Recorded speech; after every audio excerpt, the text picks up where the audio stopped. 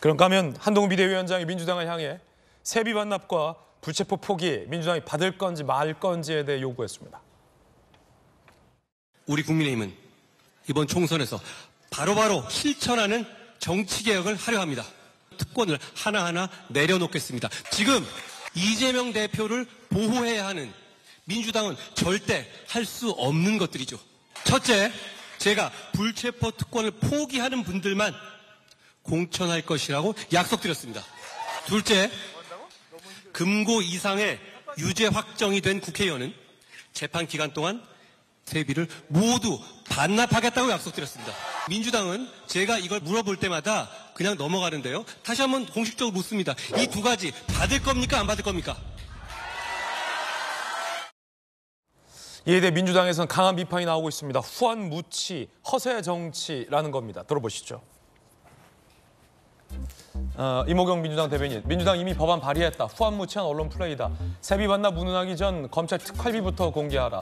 최민석 민주당 청년 대변인, 한 위원장 전국을 돌며 허세 정치로 국민을 기만하고 있다라고 비판을 했습니다. 후한무치 허세 정치라고 이제 비판을 했습니다. 그 이제 비판의 주된 사안은 민주당에서 이미 법안을 발의한 사안이다라는 겁니다. 특히 이제 세비 반납 같은 건이겠는데.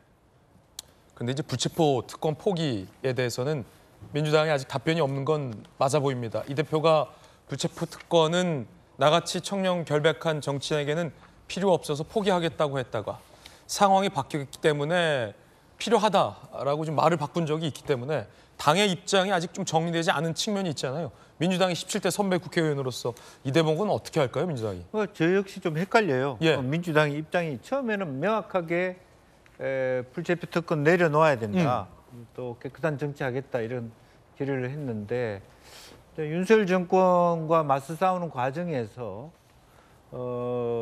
이재명 대표의 입장들이 왔다 갔다 하는 것 같기도 하고요. 네. 이제 그런 부분에 있어 국민들에게 아주 시원한 느낌 또 깨끗하고 좀 정도 있는 민주당의 느낌을 아직 드리지 못한 부분이 없잖아 있어 보입니다.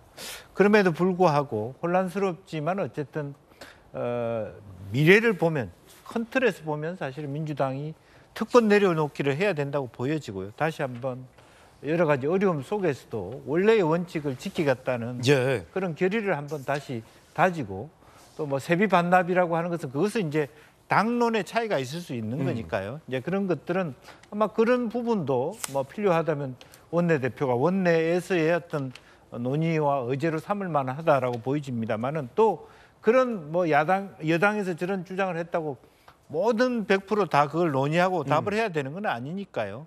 그런 것은 나름대로였는데 원내 대책 회의를 통해서 정리해 가야 되지 않겠나 그렇게 보여집니다. 예. 그 세비 세비를 돌려준다. 네. 그거에 대해서는 민주당에서 자꾸 우리가 했다고 하는데 그 말 안 되는 거예요. 어느 특정 의원이 아마 법을 발의는 했을 수가 있습니다. 만약에 민주당의 의지가 있었다면 특정 의원이 발의한 그 법안을 추진했어야 되는데 추진했다는 이야기가 전혀 없습니다. 아마 그 의원의 발의라는 건요. 수많은 국회의원들이 자랑하기 위해서 많은 발의를 합니다.